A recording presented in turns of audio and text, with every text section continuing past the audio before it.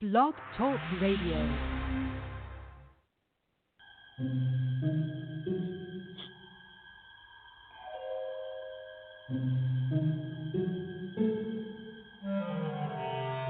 Archangels, ghosts, and Bigfoot, oh my. It's just another night for Supernatural Girls. Real stories, real answers to life's biggest supernatural mysteries.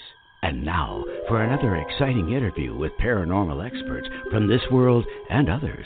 Here's your host, paranormal researcher Patricia Baker, on the one, the only, Supernatural Girls.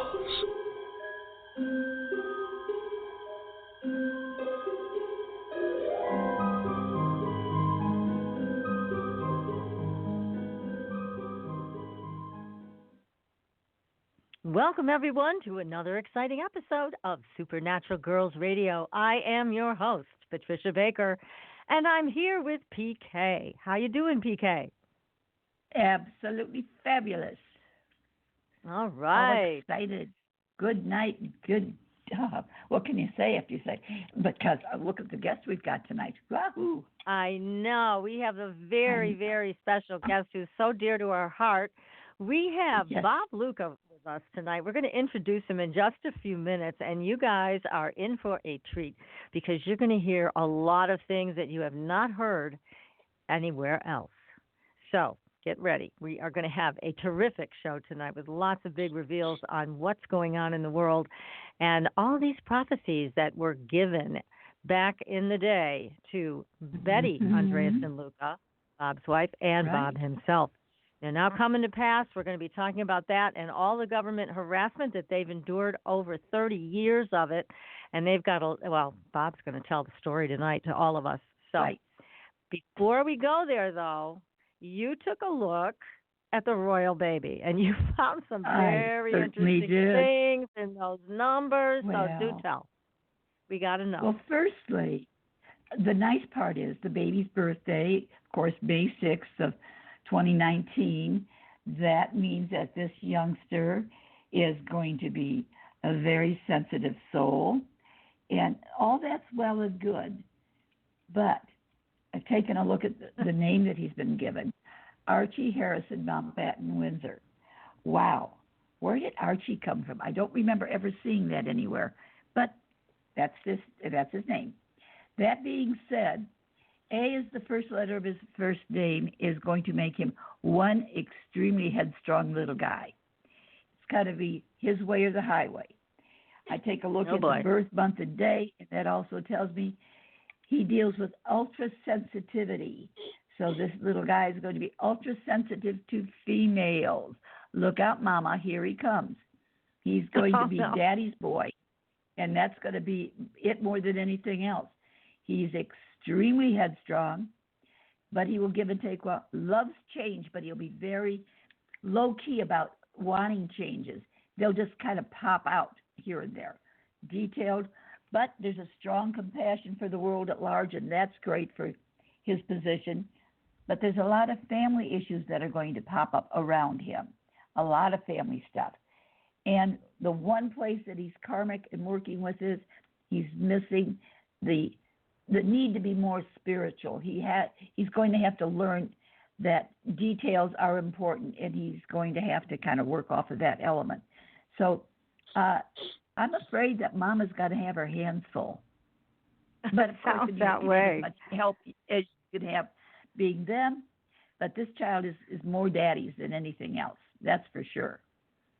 So it's going to be very interesting to watch. And you said he was a karmic 7, right?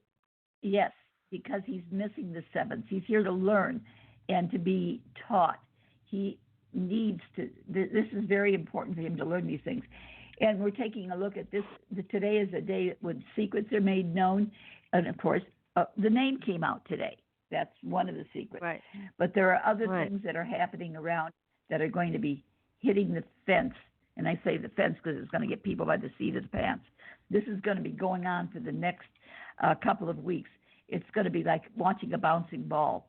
One minute you think, oh, my God, is there anything more coming? The next minute there'll be something else. But we talked about it last month about secrets being made known, that this month would make it difficult. And we're just skimming the surface. Oh, So boy. hang on, folks. You're going to, Yeah. some cases, Better hang put on. aside because the I told you so, and the other part is like hide under the table. Oh, gosh. Well, now, if you want your own reading with Patricia Kirkman, go to her website, patriciakirkman.com. You can also go to supernaturalgirls.com, and you can book your own appointment to find out what's coming up in the numbers for you and also what your name means and your birth date. So don't hesitate to reach out to PK and get that done. That's a lot of ammunition to have. I highly recommend it. We also have something new. On the Supernatural Girls website, we have our store that we've opened, and we have our magic candles for sale. Now, these candles are very powerful. We've talked about the candles in a couple of shows. Oh, thank you. Yes, they are. They're incredible. We have them for soul clearing. We also have them for love and for wealth. So take a look. Now, this is a new store. If there are any glitches, and you're not able to place your order, just send me an email and I'll take care of it for you. So give it a try. It's brand new, and if it's working, that's great. Fingers crossed. If not, send me an email. Tell me which candles you are interested in. We'll go from there. And the price of the candles is right there on the website. It includes shipping. We can only ship, however, sad to say, to the continental U.S. We checked into shipping to Europe for some of our audience members, and it was out of sight. We're talking $70 to send one candle. So it's not cost effective to ship them overseas. So I'm sorry we won't be able to do that for you, unless you want to pay that kind of money to ship it. I doubt you do. But if you have friends coming over to the U.S., they can certainly pick up the candles for you. That's another way to do it that was suggested by a new client who said, yes, I will see if I have friends coming over there to get them. So anyways, they're great candles. They're not your typical candle that you buy in a store. This is very special, and they have all the magical ingredients from Katrina and Eric Raspold. They are the ones who design the candles with me, and they make them, and all of the mojo, believe me, it's in there. So highly recommended you take a look at those. And, of course, Soul Realignment. I'm doing lots of sessions, learning a lot about all these people that are coming to me, and it's fascinating. So if you want to take a look at your life through that lens, then just also send me an email. We'll find a time and a date for you to hear about that. And you've done mine, and it's fabulous. It really is. Oh, don't miss out on that. Thanks. It was a privilege to do it, and I know it's one of those things that it walks with you everywhere you go. Once you hear the information, you really can make it work in a great way for yourself. Now, I know, PK, you're going to have to take off in a minute because you have a special guest at home. Yes, I do. I know. But I'm so grateful that you're joining us for this. If you can just hang out for this one story, because, usually we post lots of really fascinating stories about cryptids, UFO sightings. Well, this story was sent to me by one of our past guests, my recent guest actually, Paul Blake Smith, sent this to me and I posted it for us. But it's the most troubling UFO abduction case I've ever read. So I want to urge everybody to go to our Facebook page and read it. I'm going to tell you the bare bones about it. And Bob and I will discuss it because it is extremely strange, and to me, it gives me the chills because it's not just aliens involved in this woman's experience. Apparently, she was abducted by aliens. She was returned in a small ship, and the ship crashed.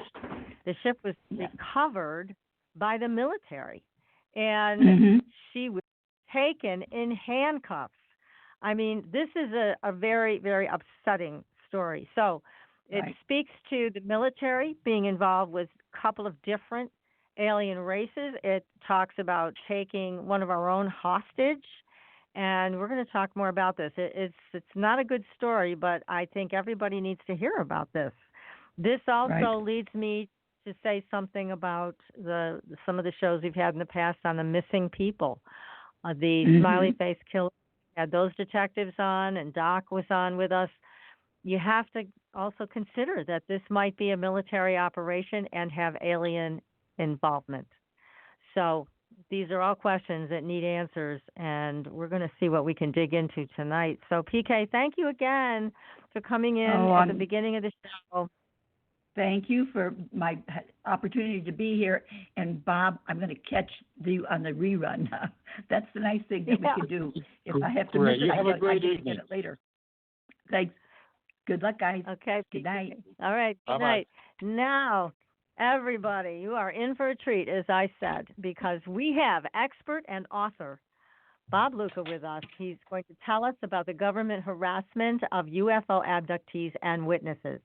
Now, Bob is a witness. He's an abductee himself. He's had multiple experiences with being tracked, followed, harassed, drugged in his home for over 30 years. So it just goes on and on. Now, Bob's wife, Betty, is known worldwide for her highly detailed alien abduction account reported in the book, The Andreasson Affair. It was a New York Times, bestseller, and just recently, Bob and Betty wrote another book called A Lifting of the Veil, and that book details everything that's happened since the Andreasson Affair came out. Quite a wild ride. Bob, welcome to the show. Thank you so much, Patricia. It's always a pleasure to be with you. Always enjoy talking with you, that's for sure. Yeah, well, same here. And I'm so pleased that you're with us tonight because we've got a lot to talk about. But first of all, people need to know it wasn't just Betty that had UFO experiences. It was also you. And yes. Was it right after the book came out, or was it while the book was in process that you started to have these occurrences with black helicopters and all of these other horrible events? Well, actually, the very first one with the black helicopter was before I met Betty. I had forgotten about it. We neglected to put that in the book. But she was still in Ashburnham, Massachusetts, and she was out in her garden. And on a couple of occasions, a large black helicopter came along, stopped over the garden, and appeared to be watching her. And Ray Fowler at first thought, well, maybe a National Guardsman, just looking at a pretty girl or something like that. He didn't connect it in the very beginning. But that was actually the very first time that she had sighted a helicopter. After that, it was when the Andreasson Affair, the first book, was in the process of being published, and it was known that it was going to be published. And what happened was we were living in Meriden, Connecticut at the time, and two things happened almost simultaneously, really. We started noticing these black, unmarked Huey UH-1 military helicopters were flying over the house quite often enough that some of the neighbors even documented the flights because they were so low. And my other phone just rang. I hung it up. They were so low, they vibrated the windows. So one of our neighbors who was a city councilwoman started to document the flights. And shortly after that, the first year, the IRS decided that apparently they thought we couldn't add or subtract or handle our finances because they started helping us by calling us in every year to have an audit. And some of the questions at the audit were, what did you see? What did the beings look like? What did the craft look like? And so on, which is God, a little unusual. It's not a typical audit, I would say. God. No, for sure. But that was the very beginning. That's when it started. And we didn't know. We were subjected to very intense government surveillance, and I'll explain that as we go on. I mean, it included our telephone being tapped, being followed in our car, even out everywhere from New Hampshire to Florida, and being followed by cars when I got the license plates and gave them to police officer Larry Fawcett, they came back as unissued. So, this wasn't your neighbors that were driving those things. Right. The FBI had us under surveillance for years, and I finally, after harassing them for the longest time, I finally got an admission in writing from the FBI that, yes, they were keeping a file on us. However, when I requested the file, they said that in accordance with certain FBI regulations, the file had been destroyed, which I have a little problem believing. But anyways, I have that in writing. Absolutely. Well, also, I think you're the only person I know in this whole field that has been able to get those admissions, and I know you have others too, and we're going to get into that later too, but I have to congratulate you on your persistence, because I don't know anybody else who's been treated this way, and there's quite a few that have this kind of documentation. So I have to say good for you. Well, thank you. I became a real pain in the bottom end to them until I finally got some results. It got to a point where I had sent them certified mail requesting these things, and they left it until the certified mail was returned. They wouldn't even pick it up or sign for it. And I still have the envelopes that have been returned with the certified mail stamps on them, unopened. So I guess I finally got on somebody's nerves. Yeah, definitely. They finally decided to admit their wrongdoing. And then I think I'm the only one that has actually gotten proof of the Department of Defense hacking my computer. And that was fairly recent, right? That was fairly recent. I mean, that wasn't from 30 years ago. That's fairly recent. Well, it happened in 2004, and I think I got the information in 2017. So okay. it took a while. But I mean, I went through everyone, even when they kept giving me this BS story. I even contacted my state senator and asked him to get his office involved in trying to help. And they gave him the same story as they gave me, even though I gave them the name of the person I contacted to, the file number they had given me, the dates, and the contents. According to the Department of Defense, they couldn't find any of the papers on it, even though I had sent them copies, actually. So, they're just going to stonewall you, and that's as far as you get with it in most cases. However, I did write to the Inspector General of, I believe it was the Navy, and complained about it. And they couldn't argue because I had some good security software. I had the number of their computer, the physical street address, the name of the operator. So I got a letter of admission that it was actually their computers. And I think I'm the only one that has something like this so far that I know of.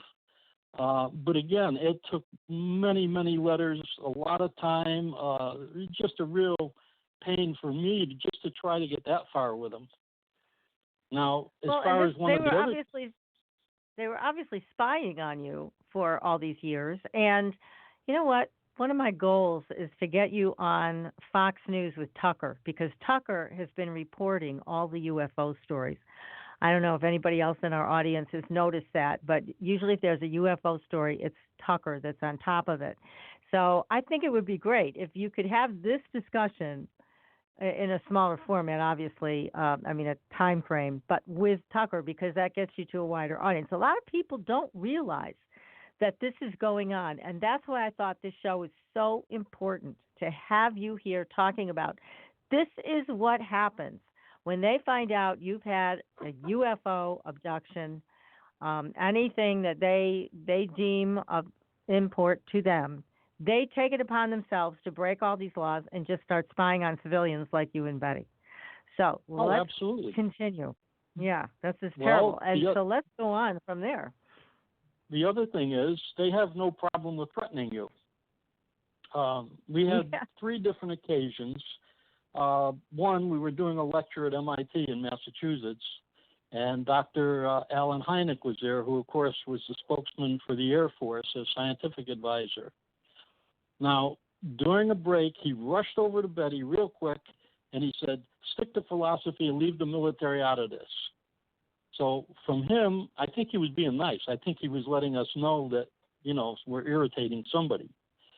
On another occasion, a friend, well, I won't say a friend, an acquaintance who was a scientist happened to attend the CIA meeting, and when he returned to the state, he came to our house, asked me to come outside, would not talk to me in the house. And he told me that at this meeting, he said, the CIA has been talking about you, and he said, please be careful. That's number 2. The third time we were in Phoenix, we were doing a lecture, and during a break, this fellow approached me, and he was absolutely military. I mean, very erect stance, buzz cut, haircut, neatly pressed pants, sharp crease, shiny black shoes. I mean, if this guy wasn't military or intelligence, I don't know what he was. But he told me, because I had been lecturing and showing photographs, slides of the helicopters, and close up, so you could see there's no markings or anything like that. And he said, we're, and that's a word he uses, we're. He didn't say they. He said, we're only sending those so we don't have to hurt you. Now, I did take that as kind of a threat, but that wasn't the, but that, it doesn't bother me. People threaten you all the time, whether they can carry out what they're saying or not. And those people, I'm sure, could if they wanted to, depending how far they want to push it. But we were staying in the public a lot then, so I don't think they were going to do anything because we were on TV and radio, magazines at that time, so I felt reasonably safe doing that. But one of the other things that happened, Betty went out to go to work one morning, and she come in quick. She says, something's in the back of my car.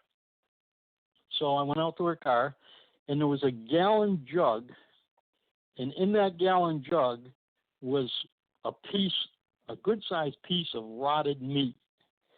And I took this to mean probably you're going to be dead meat or something like that. Because it was not in there. Betty doesn't carry. Yeah, she doesn't carry that stuff around with her. I can assure you that's not the case. I'm sure she doesn't.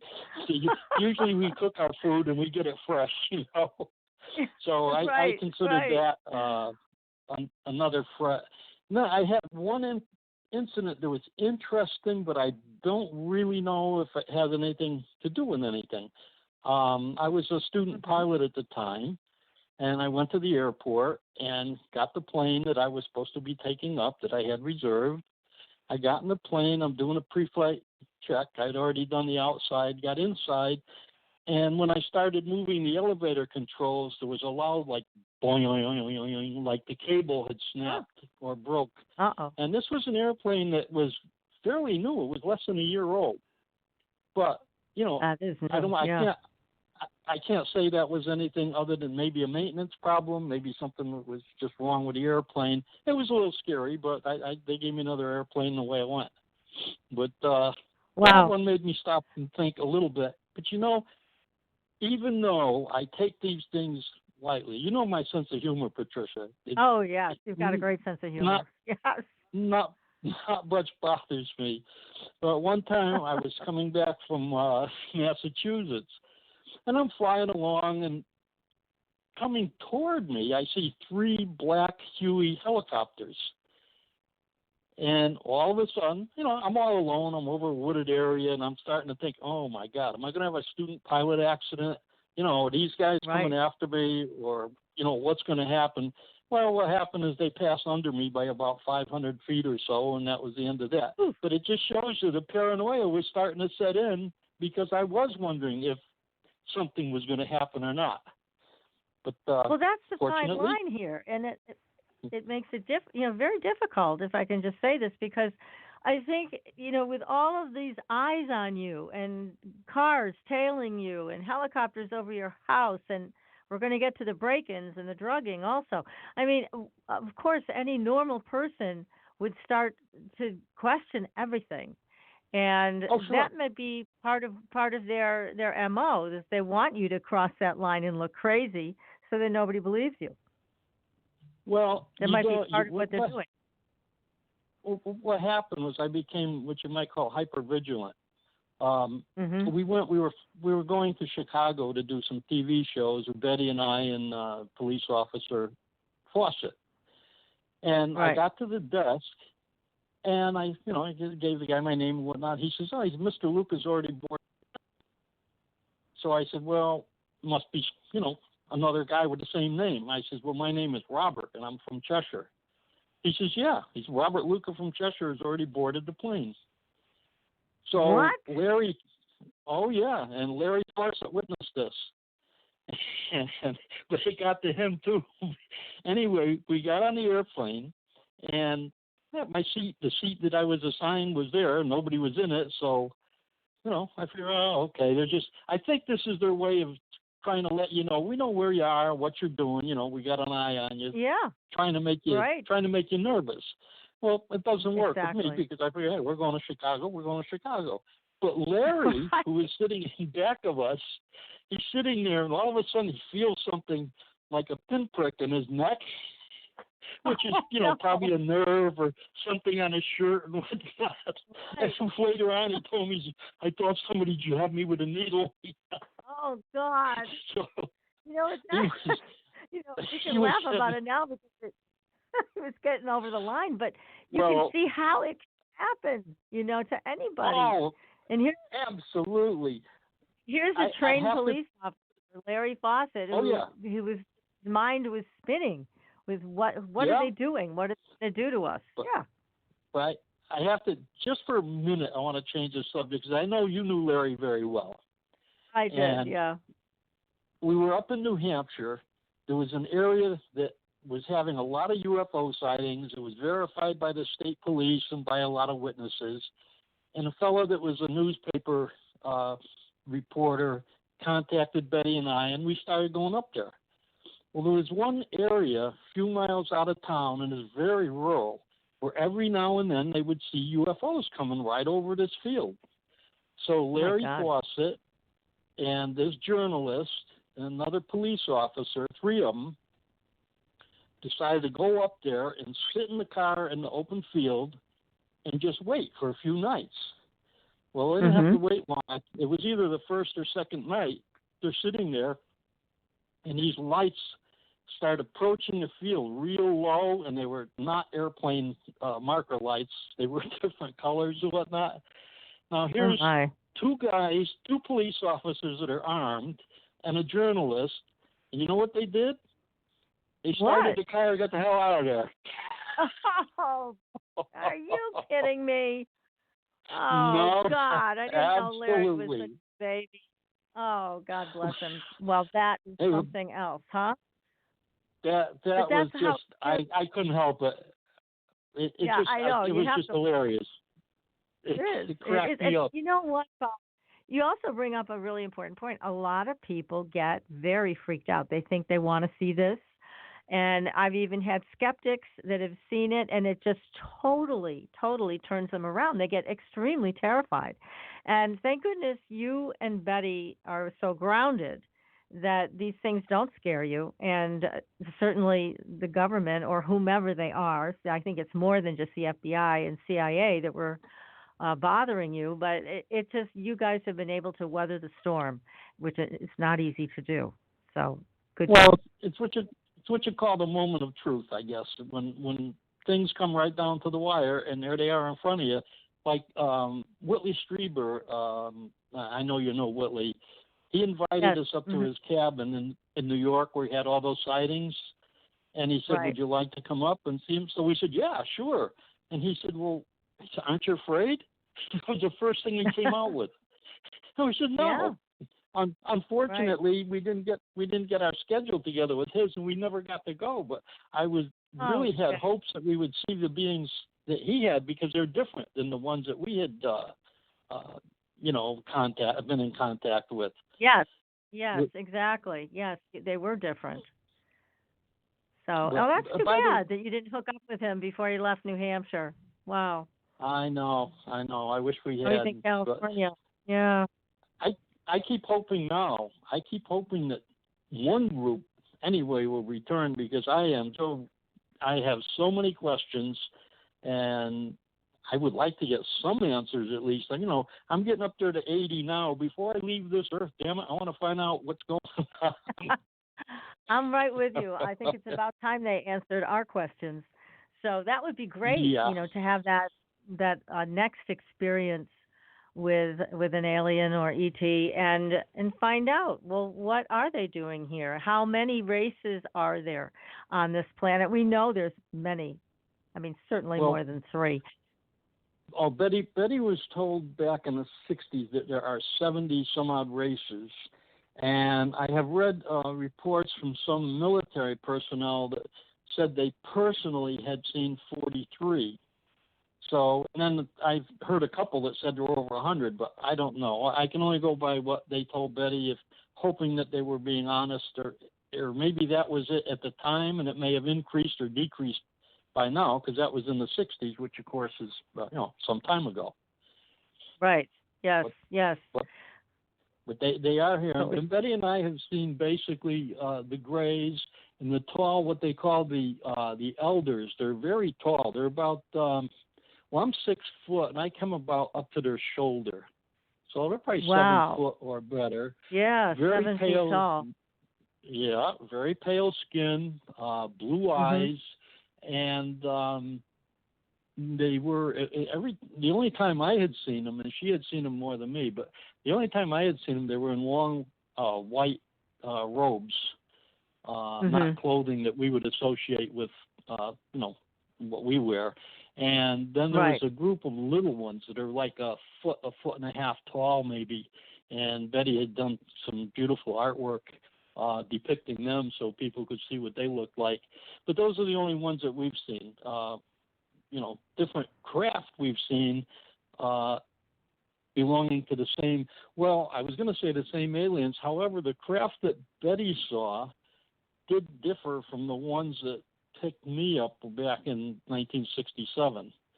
The craft was different. So, but the beings looked the same, and but the uniforms were different.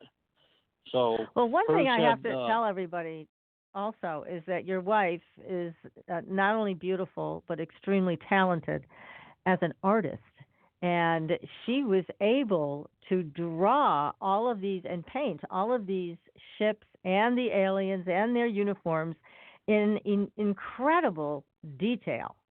And I think that's one of the reasons that you are of such interest to the alphabet agencies, because she was able to do all of this in living color.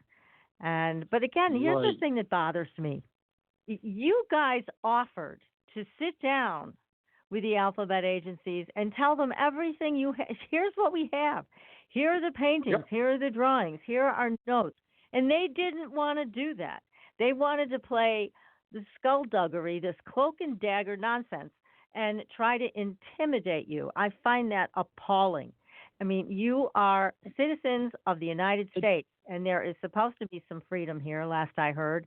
And this way of treating you and other abductees and witnesses at Roswell. Also, we had people on the show that had done a lot of research into this, and the people at Roswell, their children and their grandchildren got threatened about Roswell. If you tell anybody, kill your whole family. They were told this. Little children were told this. I mean, that's so wrong, It gets even more ridiculous than that, Patricia. When we were living in Virginia before, in Hayes, Virginia, I took a picture of a black helicopter. In the background was a cigar-shaped, what appeared to be a cigar-shaped UFO. And coincidentally, there was a bridge nearby, the Coleman Bridge, about 3 miles from where we live. Someone put a sign on that bridge, said UFO sighted here. So I had a good picture. So I called Langley, because I know they have some good photo interpretation software, and I offered to send them not the picture but the negative so they could test it. You know what they told me? They weren't interested. Oh, yeah. How about that, huh? It's just that they're going to follow you. They're going to. It's crazy. I mean, here I'm telling them, this is film. You can examine this, and see what it is, and it's clear. It's not blurry at all. You can see the helicopter in the foreground and this thing way above, a long cigar-shaped object, and they weren't even interested. Well, maybe they were interested, but maybe they just didn't want to admit it. Yeah, probably. Well, maybe they had their own picture of it. Who knows? I mean, they're certainly not telling us. But now you and I share other experiences too. I know the black helicopters were over my house as soon as I met you guys. Thanks a lot. Yeah, Larry Fawcett too. Yeah. Yeah. But the other thing is, they broke into your house. I mean, this is such a violation. Let's talk about this, because I think this just is the worst of the worst of what happened to you in your own home. It's not only our home. We had 3 different homes that were broken into before we moved to Florida. 3 different places that we owned were broken into. It's just unbelievable. And nobody saw who did it. Now, in Cheshire, of course, they broke in and they drugged us. And I'll go into more detail on that in a minute. And when we were living in Higginham, they broke in. Now, there was firearms, jewelry, computers, camera equipment. All they took was 2 illustrations Betty had drawn of the propulsion system of the craft. That's all they took. And it gets better. That was a rural area, so I had to contact the state police. And a state trooper came up because he had to fill out a form so I could collect. They destroyed the door on a new 30-foot trailer. So he had to fill out a form that I could give to the insurance company, of course, to get paid for the door. Well, he was a young fellow, and we sat down and talked. And I told him, I said, look, we're heavily involved in the UFO phenomena. I said, my gut feeling is that this has something to do with government, because that's all that was taken. And while we were gone, I left a recorder running, a sound-activated recorder, so you could hear them break. You could hear them breaking in. You could hear them hammering on the door. But nobody said a word when they were inside. So these were not amateurs. No, they were professionals. That's right. Yeah, and the state trooper agreed, and he said, look, he says, I will tell you if I can find anything out. He said, I will tell you. Okay, so a week goes by, and I go down to the trooper's office to see if he's had any information. And there's another trooper there. And I said, well, where's Trooper so-and-so? He said, he got transferred. I said, well, where did he get transferred to? Oh, I don't know. So there again, apparently that guy got moved so that he wouldn't be talking to us. Exactly. They didn't want him to help you. Right. And while we're on that subject, I had filed many complaints with the Federal Aviation Administration about the helicopters coming over the house so low and all. On a Saturday, a man from the Federal Aviation, General Aviation District Office in Boston, that's whose jurisdiction we were under, drove on his own time down to our house on a Saturday morning, and unfortunately we weren't home. But he left a note on our front door. So the weekend's over. Come Monday, I call him at his office at the FAA, and I'm told that he's not there. I said, well, is he on vacation? No, he's been transferred. Where's he transferred to? We don't know. And he was so interested, he wanted to come down and see what we were talking about. So a couple of years later, Connecticut Magazine did an article on us, and they found the guy. And they asked him about it, and he said, I don't remember. He says, I think they were just confused because they couldn't see the markings. It might have been dark. And he knew I had sent that guy a half a dozen close-up photos of these helicopters. So apparently they just told him, keep your mouth shut, and that's it. Yeah. But one of the other guys there that I was talking to at the FAA also said, when I described the helicopters and sent the photos, he says, this looks like a CIA operation to me. And between you and me and your listeners, when the house was broken into and we were drugged, I believe it was the CIA. I don't think the FBI was into that. I really don't think it was. I think them you're because, right. Yeah, they were very professional. They came in. I think it was 1 or 2 o'clock in the morning, if I remember right. I'd have to look in the book now to see the exact time. And Betty and I had already gone to bed, and all of a sudden I distinctly heard 2 voices, 2 male voices in the kitchen. And the kitchen was off a short hallway from the bedroom to the right. And I said, whoa, what's this? And I looked. We had a large German Shepherd dog. And he got up. He slept on the floor at the foot of the bed. He got up, and all of a sudden his front legs spread apart like a wishbone, and he went right down on his face. So I said, well, something's wrong here. I reached in my nightstand where I kept the .38 revolver, and I'm going to go out and talk to these guys. Well, The last thing, the last thing I remembered was reaching for that revolver.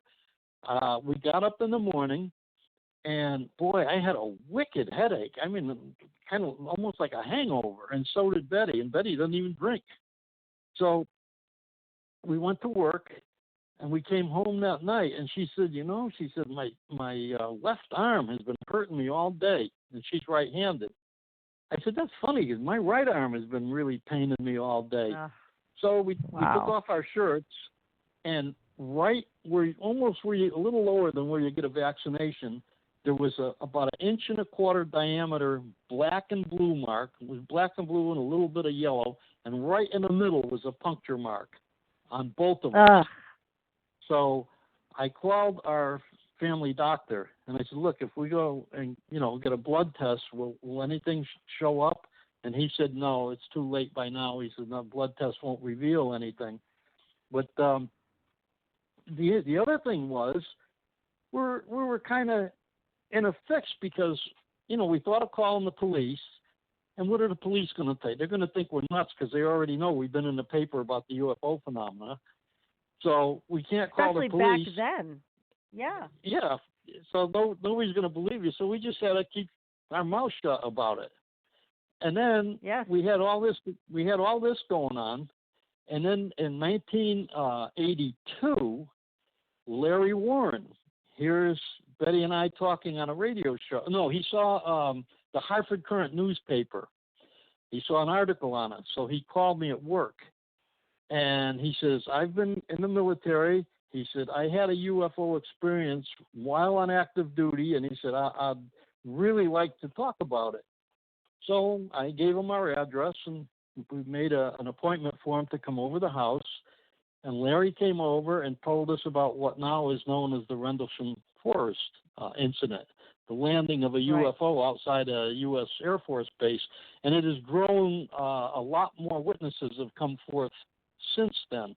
But at any rate, once we had interviewed Larry, the surveillance on us got worse. I bet.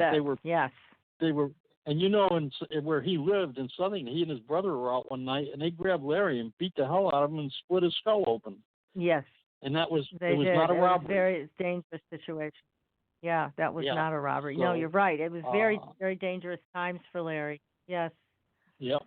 Yeah, so that's why. But the whole thing, I think people need to know this. It's like, look, you're not supposed to have the CIA breaking into your house. The CIA is not even supposed to be operating in the United States, but it apparently does, or something like it is operating. Absolutely. And so, they're breaking into your home, they're drugging you. How do you know that you're not going to have a reaction to the drug and die? It's very, very scary stuff. Again, extremely violating, invasive, should not be happening in this country. It just should not be. Yeah, but the secret there is, Patricia, as far as having a reaction and dying, the answer there is they don't care. That's right. It's that simple. That's right. Yeah, they don't. Well, I don't know if you remember this, but you and Betty and I all went out to dinner one night. I went home, and at that time I had a big white dog, very similar to your Lukey, and I went to bed, and my dog always got up at 6 a.m. I mean, just clockwork, like every morning, 6 o'clock, she was up. Well, the next thing I know, I open my eyes, and my dog is just waking up, and it's 3:00 in the afternoon. So that's what I know something happened, right? That's because what you get for talking to us. I guess so. Yeah, I mean, that's the kind of thing they do with just, it's just, this is what they do, and people need to know about this. This is a very serious thing. Now, I don't know if they still do this kind of thing, but I think the abductions have tapered off, and so maybe I think they're doing other things that maybe even are worse. But hopefully they're not. No, I'm just going to say hopefully they're not, Patricia. But because of that attitude that they developed, I developed the attitude, and I told Betty, I said, I don't care. I said, anybody comes through the door of this house at night that doesn't belong here, I will shoot them and ask questions later. And I don't care if it's a government agency or who, because they have no right to be doing that. It's simple as that. That's right. And I don't care who they are. It's sad to have to live that way, but I went around for years. It was like my gun was like carrying American Express. I wouldn't go anywhere without it. Yeah, that's right. Well, you had good reason to carry it. My God. Absolutely. Well, and I was talking to Betty last week, and I reminded her she's the one who taught me how to shoot. So anyhow, I'll never forget that. She really knew how to teach me. I got a bullseye the first time out. It was great. I'm going to take a short commercial break, everybody. I know everybody's texting in. They are on the edge of their seats with what you're talking about tonight, Bob. I just want to remind everybody that the Andreasson Affair is still available on Amazon.com. It was a New York Times bestseller written by Raymond Fowler. It's a great book. And also the new book, it's called A Lifting of the Veil, and that is also available on Amazon.com. So we're going to take a short break. We'll be right back. You are listening to Supernatural Girls Radio.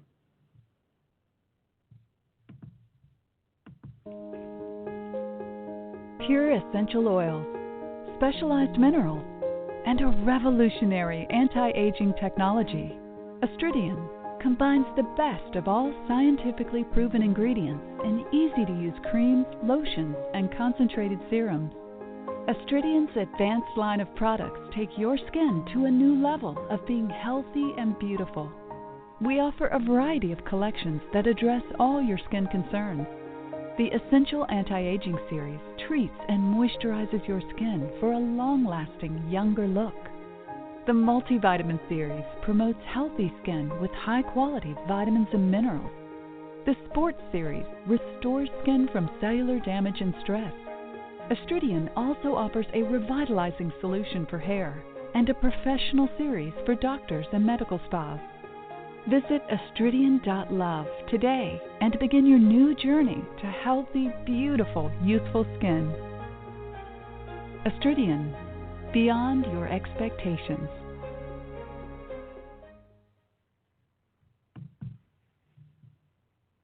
Your property tax bill. Have you seen it lately? It's frightening. Your property taxes are going up while your home value is going down. It's time to fight back and win. For the real truth about the property tax system, get attorney Pat Quintilian's book, Are You Getting Screwed on Your Property Taxes? How to Find Out and How to Fix It. Attorney Quintilian answers all your questions and gives you the facts you need to fight a property tax bill that is spiraling out of control. You'll also read about what happens to property owners who don't check their property records, only to find out too late they're taxed on square footage, fixtures, and even buildings that they don't own. Is this happening to you? Learn your rights. Buy attorney Pat Quintilian's book today. Are You Getting Screwed on Your Property Taxes? How to Find Out and How to Fix It. Available on Amazon.com.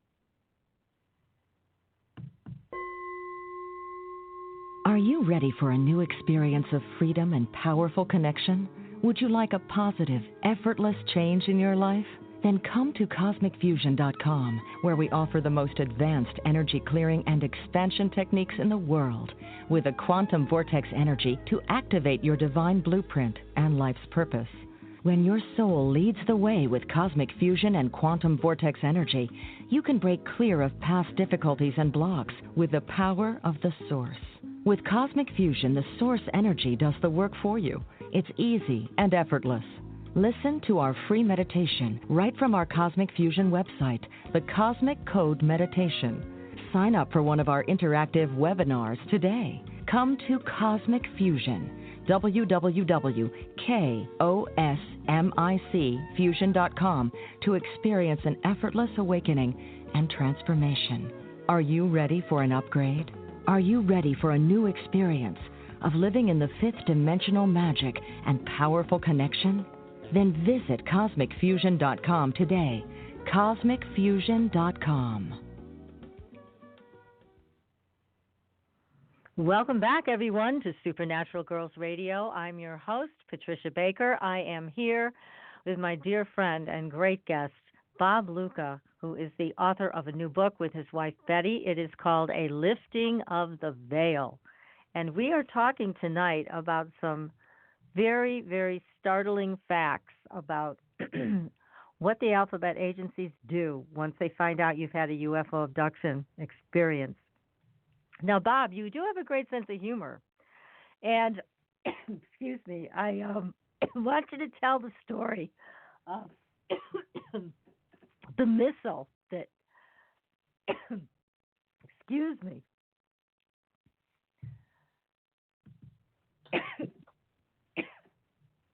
I think okay? Take it away, Bob. Yeah. Okay. Go ahead. Go ahead. We had these helicopters so often over the house. We had moved from Meriden, Connecticut to Cheshire, Connecticut. And we no sooner than moved, within a couple of days, these helicopter flights started over the home in Cheshire. And, I mean, they were low enough at times I could have hit them with a baseball rather. And had I known, if I could only have gotten my hands on a paintball gun back then, I could have marked them. And I doubt if they would have complained because they were so low. They were illegally low. Plus, they were too close to residential areas. They're supposed to maintain a 500-foot lateral distance, and they didn't. They flew right directly over our house. So anyway, we thought about it, and what the heck can we do about this? So a friend of mine that was in the military built me an exact replica of a surface-to-air missile. So I noticed that when these helicopters came over the house, almost always they approached from the north. So I knew what they could see because while I was flying, I had flown over the house myself. I knew exactly what they could see depending on the altitude they were at. Right, so right. As you had to clear the house, or almost clear the house, before you could see down to the cement patio floor. So my friend built this missile, which was beautiful. I mean, it looked exactly like the real thing. It's same height, same size, same diameter, same color, everything. So Buddy and I are sitting around one day just talking on a weekend, and all of a sudden you hear the whop, whop, whop, whop. Very familiar, very distinctive blade sound to the Huey UH-1s. They were almost always UH-1s. Once in a while, we get a Sikorsky Black Hawk, but usually the UH-1s. So I run out quick and set this rocket up on the patio, and Betty and I go out there in the backyard, and we're waiting. Well, the guy clears the roof so he can see down, and that helicopter, which all of a sudden turned up, I could see the bottom of it. Instead of looking at the side, I could see the bottom. And he whipped that thing around in the opposite direction. I thought the blades were going to break from the stress put on him, and away he went back north. And I told Betty, I said, I'll bet you this guy probably is on his way back to get a shower and change his underwear, because I think we put a good scare into him. And that's typical of my sense of humor. Yeah, you have a good one, that's for sure. Well, I didn't mean to start joking, but I'm glad you were able to tell that. Hope not. I don't Yeah, usually I choke on this. yeah. I like to. I had a little fun with them numerous times. We during one of the IRS audits, there was just myself and the auditor. I didn't use the CPA at the time because I'd had enough of that and enough of the expense. So the auditor asked me for documents that are almost 12 years old, and I knew they can't do that. They can't ask me for anything more than 7 years. So he said, look. He says, I can get this information from your ex-wife. He says, I can audit her. Well, we didn't get along very good, so I said, go ahead, knock yourself out. Needless to say, we gave up, or he gave up on that line of questioning. But they do try to intimidate I bet you. he saw that would just make you happy. Oh, yeah. There was another incident where, and this had nothing to do with UFO phenomena. I had a business, and my business partner took off with the money that was supposed to be paid tax money on the employees. I was getting a divorce, and the place got robbed all in the same month. I had no money, no tools, no job. And the IRS called me in, and they said, well, these taxes have to be paid. I said, well, why would you go after my partner? He's the guy that took off with the money. Yeah. And he said, we don't know where he is. So I said, well, I can't pay him. He says, well, he said, we can put you in jail. I said, well, go ahead, put me in jail. And that was the end of it. The threat was gone, and they never came after me again. They must have went after my ex-partner. Maybe they found him. Yeah. Oh, my goodness. Yeah. Well, I found him actually sometime later. And not only did the IRS get their hands on him, but I called his ex-wife because he left her and the kids with no support, no nothing. Oh, so that's awful. Awful. Yeah, I had a friend that was very good. He found out where he was working, where he was living, the whole bit. So I just gladly turned him over. Good. Yeah, I might as well. Karma. Yeah, I had the last laugh. That's for sure. But, yeah, you sure did with all of these things, because you and Betty, again, you've been through this.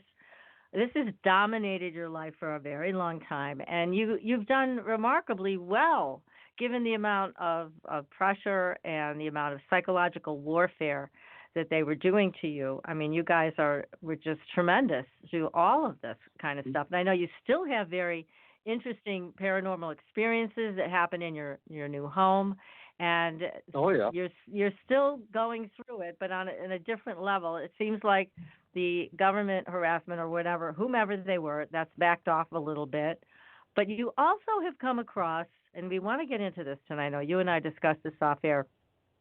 Some of the prophecies, the information that you and Betty were given by the alien beings is now coming to pass. So let's talk about that a little bit. Yeah. Well, the information actually was given to Betty during the 60s and 70s. And I just recently started watching some videos by David Wilcock on YouTube. And he has discussed a lot of this stuff in either 2020, between now and 2020, or 23 to 24 time period. There's going to be a very dramatic event concerning our sun. And during this event, things are going to happen. The earth is going to be hit, and people, unfortunately, people are going to die, and people are going to be changed. Now, I'm just going by what he is saying, and he has many inside sources. So, people are going to be changed in an instant to your light body. In other words, your spirit, not your physical body. Is really just a vehicle that totes around your spirit, your mind, your soul, whatever you want to call it. And the statement is that this is going to be a major coronal mass ejection. It's going to emanate from the very center of the sun. So it'll come out in space. It'll look like a stone dropped in water. It'll come out as a ring. And the interesting thing is that they said their information is that it's going to hit somewhere in, the Pacific and close to land. So thinking of that, I thought, gee, that something there sounds kind of familiar. So I started looking at some of the old writings that Betty had, and I think it was January 15th, 83. The writings talk about a thick cloud. Now, this is a cloud in space that's going to engulf our entire solar system, and we're already in it, or partway in it. NASA has verified this. This cloud is supposed to be highly magnetic and energetic, and it is what will be the cause of our sun doing this burp or coronal mass ejection. Now, the interesting thing is that they had said that it's going to happen somewhere around the Pacific Ocean.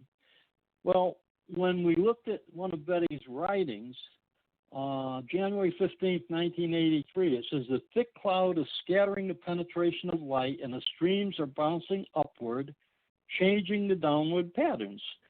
Sudden changes, pebbles shall fall. Well, they mentioned meteors. So I assume pebbles shall fall, probably meteors. It says the falling light will glow magenta and the air will take on an odorous stench. But here's the part that gets me. So the ground will blacken and then turn gray. High winds are also mentioned, and that's something that David Wilcock and his insiders have mentioned, that there's going to be very high winds. And it says, so the sun is on an inward drift. Now, fortunately, we're in the West. I hope this is correct. It says, those of the West will not feel the waves, but those in the East will suffer the graves. And the taste in the air shall be bitter to the tongue, and blisters will form on the skin and the scalp.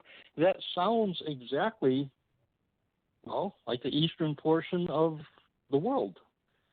And it said that some of the Pacific Ocean will be boiled away when this occurs. So I don't know. That's the writing that Betty got about 40 years ago, and there's here we are another in the writing. cloud. Right, and there's another writing, and this I find interesting. This was February 11th, 1978. They said, I will remove out of place those that be unfair. Now, what Wilcock is talking about is, as you know, right now there's 30,000 some odd sealed indictments that are starting to be opened, and these people are being tried by military tribunals. And this will be the people that have been sex trafficking children, and especially those that have been sacrificing children, and the money manipulators, the bankers, those that really use the world's finances for their own personal gain, while the rest of us go along our merry way trying to scratch out a living. So this runs hand in hand with that as well. And it has already started. I think I mentioned to you they already arrested a cardinal of the Vatican, and he has been tried and found guilty. They already arrested John of God, who raped something like 600 women, and they already have called to court one of Obama's attorneys, that was an attorney when he was president. I'm surprised nobody got Hillary yet, but maybe that'll happen. I don't know. But anyway, that's another another connection. Now, the beings on David's show, he mentioned that the beings told them that when this happens, this flash of light that will be almost instantaneous, the people that are spiritually have been doing the work will be changed instantly to your spirit or your light body. Now, he was told that, and he just discussed it a couple of days ago on a video I was watching. Now, during a 1978 abduction of my own, the elders told me, plain and simple, it said, you do not die. Rather, you are released of your earth physical body and go on as a light being that is a real you. So again, we're running, very similar things between what David Wilcox is saying and what Betty was told all those years ago. And there's a couple of more mundane that are proof that people can follow up for themselves. Betty was told back then also, that man is going to go sterile. If you go on the internet and look up the studies that have been done, man is in fact going sterile. Sperm counts are dropping all over the world, and people can verify that. Yes, infertility is a huge problem. That's right. That's right. Betty predicted that from what they told her. Right. Another one was they said you will see snow in strange places. Well, on July 3rd, 2011, it snowed in the Atacama Desert in Chile, 32 inches. Yes. Now, why that's a big deal? The Atacama Desert is the driest place on Earth. Thanks in part to, I guess, the Andes Mountain and the Chilean Coast Range naturally block moisture from the region. But parts of the 600-mile-long plateau have never even experienced a recordable rainfall. And yet they had almost 3 feet of snow. And you can also include incredible. in that, Iraq and even Death Valley, which is, like they told her, you're going to see snow in strange places. They also went on to say that there will come a time when they cannot predict the weather. And apparently, I think we're seeing that somewhat today. We certainly are. I mean, the weather has changed radically. They can't predict the weather accurately anymore. I mean, it's a moment-by-moment thing. And here in New England, I mean, yes, our weather changes fairly rapidly, but they just can't predict it. They'll say, well, today we're going to have rain for 10 days. Well, we might not. I mean, they really don't know. It's predicting the weather has become a big problem. So, yes, it's in line, very much in line with Betty's writings from long ago. Oh, yeah. Another thing that I found interesting, according to Wilcox, he said there will be warnings when this solar event starts, that what is going to happen as the sun releases more energy, the center of the Earth will warm up, and there will be more and more volcanic eruptions. Well, I went this morning to the Smithsonian Institution volcanic program. And according to them, as of April 15th or so, there's approximately 47 volcanoes erupting right now, and some of them are very recent. The other thing that tends to verify this, and this is right from NASA, they said that Venus, Earth, Mars, and the moons of Jupiter are all getting warmer. Now, it's kind of foolish for the people that are going on TV and in the news and all that are blaming man's industrialization and running equipment by electricity and oil and gas. They're blaming everything on that. And that's not the case. It's proven these other planets are heating up as well. Yeah. And unless I'm wrong, there isn't many people there to be doing this. At least not on the surface, right? As far as I know. I mean, God only knows what they've been up to that we don't know about. And some of the other things you mentioned that were kind of interesting, the money. I was talking about the deep state, the Illuminati, the evil ones being removed. Now, that's in Betty's writings, too. They said at the time that this occurs, the evil ones will be removed from the earth.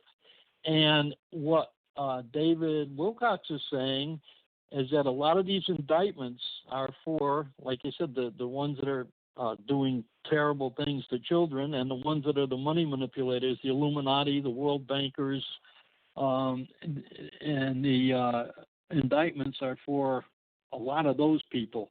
And you don't have to look too far, because if you go back to the Bush administration, they went public back then. It was Donald Rumsfeld announced to the public that there was a $2 trillion that they could not account for.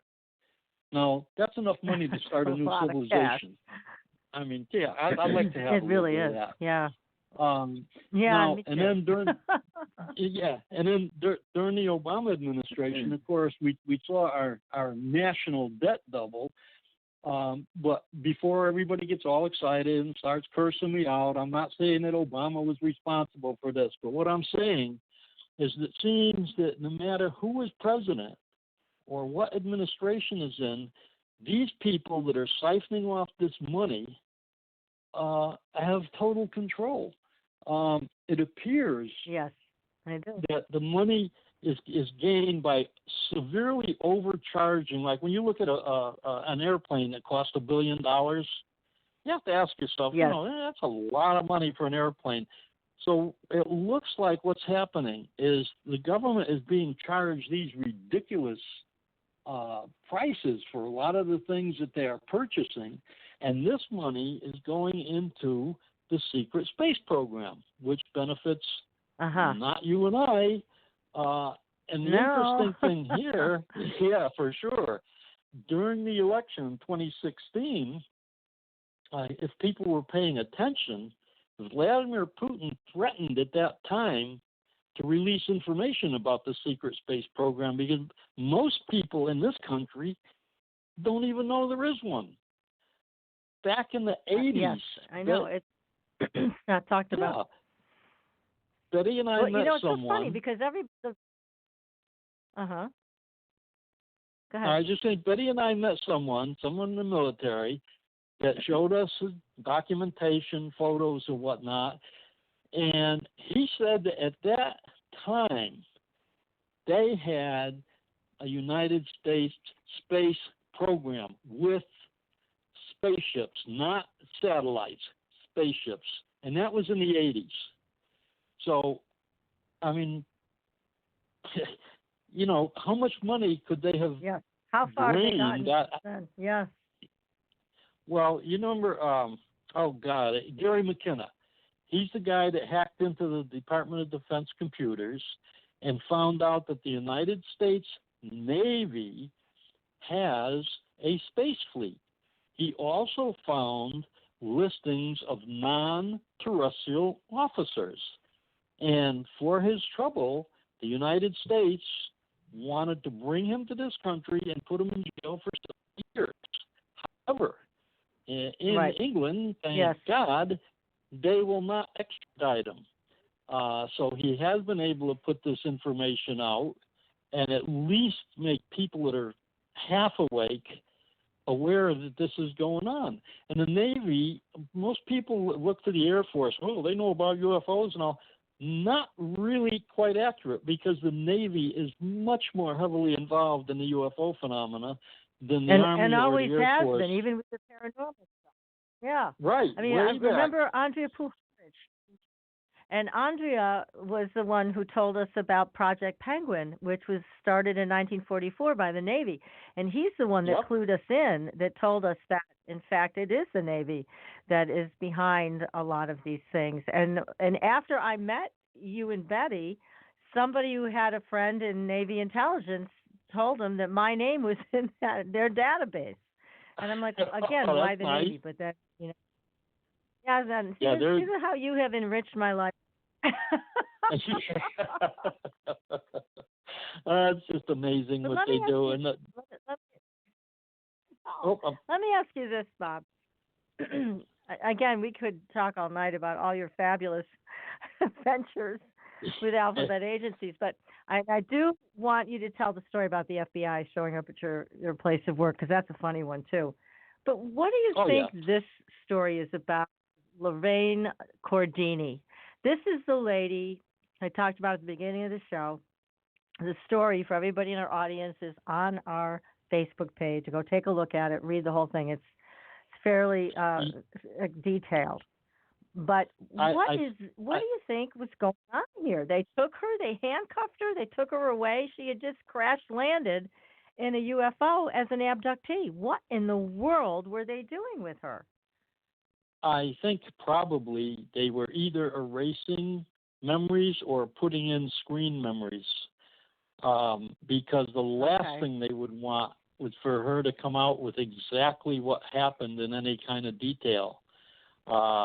They have done that to a number of people where they've either wiped their memory or they put screen memories on that seem real to you. I mean, they seem really believable, but yet they have been planted, and it could take some pretty deep, very deep hypnosis and possibly a number of sessions to get around that. And chemicals, I would think.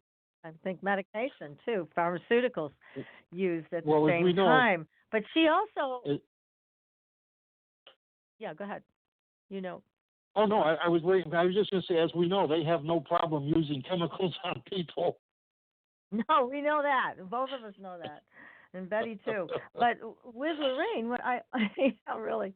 Let's gas them and then we'll inject them. Okay, sure, why not? But with Lorraine, what I found so interesting was the involvement of the military, and then there were two different alien races involved that she recalled also.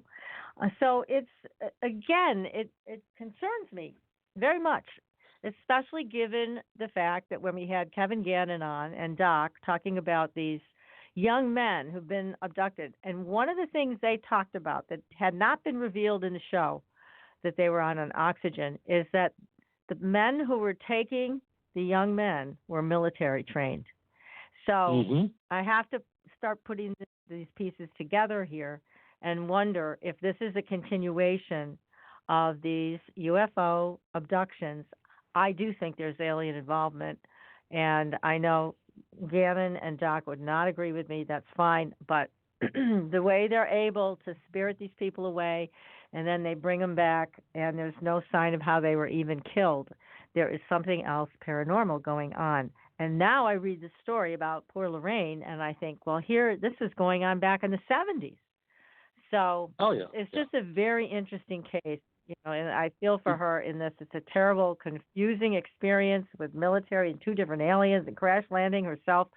I mean, it's an incredible story, and I can't believe that it's not getting more attention because it has every element in it.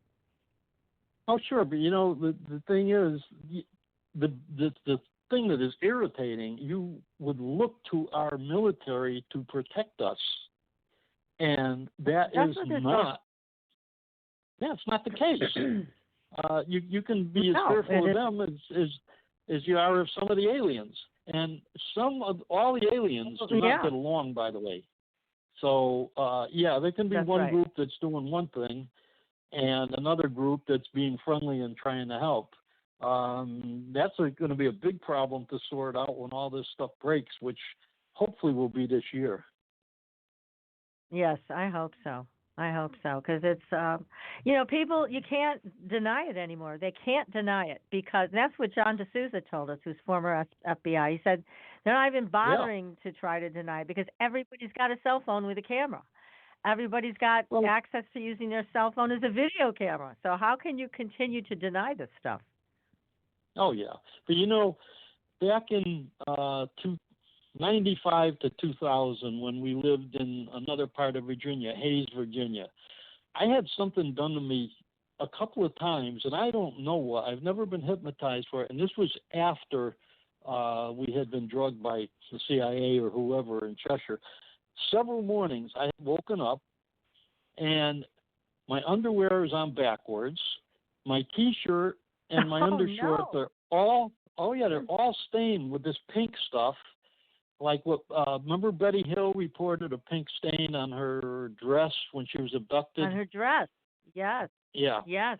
Okay, so this happened more than once. And not only that, I'd get up and take a shower, and when I wipe, we had, big white fluffy bath towels. I'd wipe off with that towel, and the whole towel would turn pink within like 20 minutes. And I talked to Dr. David Jacobs about that. because he said he had a number of pieces of this material that he had sent to various laboratories to try to find out what exactly the material was, and not one of the laboratories that could identify it. And I know something here. I may undergo hypnosis just for my own personal satisfaction. I don't know if I want to know or not, to be honest with you. You know, it might open up another can of worms that I don't care to look into. But I know I put my clothes on straight, not inside out, and I know that I didn't have anything pink that I was drinking at night. Yeah. So you know, and if it was once, I would say, you know, well, something happened, I wasn't paying attention. But this was like 3 or 4 times while we were living there. So something was going on. There's definitely something that happened. Yes. There was another aspect to this thing that we didn't discuss, though. There was actually an upside to this government surveillance. As you know, Betty and I used to go to Florida. I worked in Florida in the winter and Connecticut in the summer. Right. Well, every time we went down there or back to Connecticut, my phone was hooked up immediately. One time we got back to Connecticut. We got back to Connecticut on a Saturday evening, Patricia. And I went out to the post, and I found a live connection. You know, I'm a techie guy, so not a problem. I found a live connection. I hooked up my own phone. Sunday morning, the telephone company was there. And in Connecticut, you never see them on a Sunday. Sunday morning, they show up. Yeah. Well, you could be making calls anywhere for free. Shoot, if I'd have known that yesterday, I would have been doing it. But that was one of the rare advantages.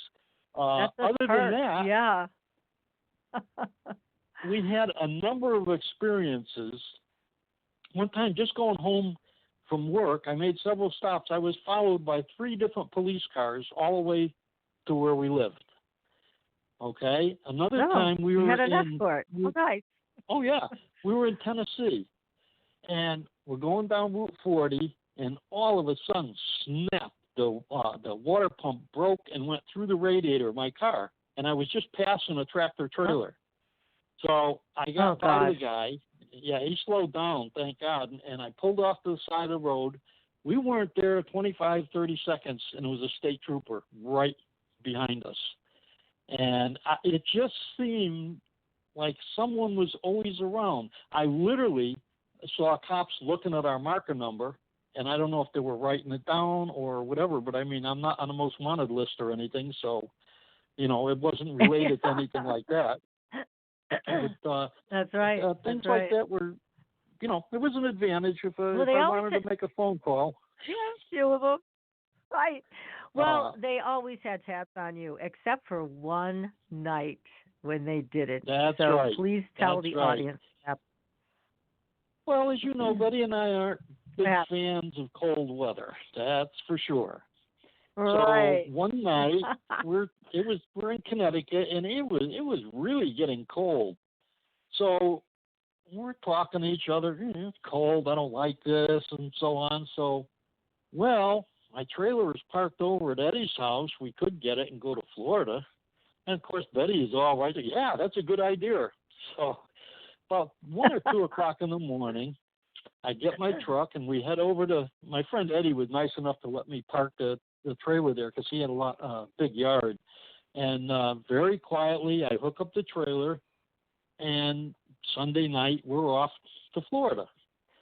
Well, we get back – I forget if we were there a week or a couple of weeks, and my boss, my supervisor, says, "Hey, I got to talk to you." I said, "Wow, what's up?" He says, Wednesday, he said, the Wednesday after you left, he says, 2 guys were here from the FBI looking for you. I said, well, that's interesting. So I said, well, I told Betty, I said, well, I guess we probably better go down to New Haven and see what these fellows want. So we went to the federal building in New Haven, Connecticut, which is where their offices are. And all we gave them was our name when we went in. They're behind the bulletproof glass partition. And this agent came out to see us and sat down at a little table they had there. And he said, "What can I do for you?" I said, "Well," I said, "my name is Robert Luca. This is my wife, Betty Ann." I said, "I work at Middletown Toyota." And I said, "My supervisors and my coworkers tell me that you fellas were in there looking for me a couple of weeks ago on a Wednesday." "Well," he says, "no," he said, "we can't confirm or deny that," which is, that's standard BS. So while we're there, Right. I said, "Well, look, while we're here," I said, "why are you guys tapping our telephone?" And supposedly he didn't know us. He said, "Well," he says, "we always get blamed." He said, "In your case, it's Air Force intelligence." That's what he told me right out. Oh, my God. So I said, He blurted it out. That's too funny. Well, a couple of months later, I talked to someone that was up in Air Force intelligence. And he said, no. He said, "We have to get a court order." He says, "It was the FBI." So here I am again, with nothing. I mean, yeah, right. They just keep pointing fingers at everybody. I know, at each other. It's ridiculous. But that's a funny story because they really lost you. And they were kind of in a panic when they went to your place of business and they asked where you were because they had just you had gone off the radar for them. So, oh, absolutely. Again, somebody was they were assigned to following you, and they kind of lost you, and they had to be accountable for it. I think they were a little embarrassed, too, because one of the things I used to do when I was younger was build race cars, and I was a street racer. And several of the times that they followed us, I got behind the cars that were following us, got their marker plate numbers, and gave them to Larry Fawcett. And these are the ones that came back as unissued. So when we were doing some TV and whatnot back then, I mentioned how that happened. I said, they must be newbies or amateurs that they're sending after us. I said, these can't be experienced agents because they're too easy to pick out. And that must have made them feel like really good. Oh, I bet that really got them. Oh my gosh. Well, Bob, this has been such an exciting and wonderful time with you on the air, talking about everything you and Betty have been through. We haven't even scratched the surface. I want to make sure everybody knows that, again, the Andreasson Affair book is available on Amazon, as well as your new book, which details all of this, as well as the Department of Defense breaking into your computer. You have that documented, and that's in the book, so everybody should get that one as well. It's called A Lifting of the Veil. 2 great books. Make sure they're in your library. The actual documents, copies of the actual documents are in the book, so people can see I'm not just making up stories or anything. That's right. I've seen them myself, and they are there. So these will be great additions to your UFO libraries, everybody, and also it tells the personal experience of what Betty and Bob have been through since the Andreasson Affair has been released. It's so many years ago. My God, I can't believe it that I've known you all those years. So yeah, I'm telling our age, but that's okay. It's been a long time, and it's been wonderful. The first 80 years has been a ball, and I'm looking forward to the next being just as much fun. Oh, that's great. All right. I love that. Well, we'll be back next week, everybody, with another great show. And until then, we'll see you on the Blue Highway. Good night, everyone. Good night, Patricia. Have a great evening. And you too, Bob. Okay, bye-bye now. Thanks for listening.